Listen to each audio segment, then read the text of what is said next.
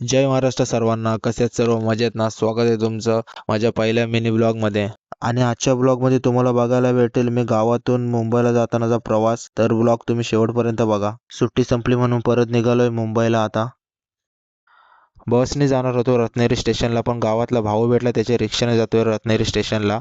आणि आता मित्रांनो आपण रत्नागिरी स्टेशनला पोहोचलोय.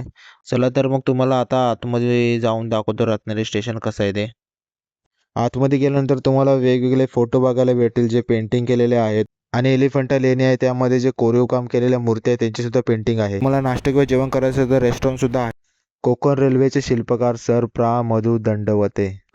तिकीट काउंटरला आतमध्ये जाऊन सावंतवाडी दिवा ट्रेनची तिकीट काढूया. आतमध्ये गेलो, बघतो तर काय लाईन होती. थोडा वेळ थांबलो. रत्नागिरी दिवा एक तिकीट काढली. स्टेअरकेसने खाली उतरून आता आपण जाऊयात 2 नंबर प्लॅटफॉर्मला. प्लॅटफॉर्मला पोहोचलो आणि बघतो तर काय आज गर्दी नव्हती, कारण मी आज लवकर आलो होतो प्लॅटफॉर्मला. आज ट्रेनसुद्धा खूप लेट होती, कारण मी आज लवकर आलो होतो स्टेशनला.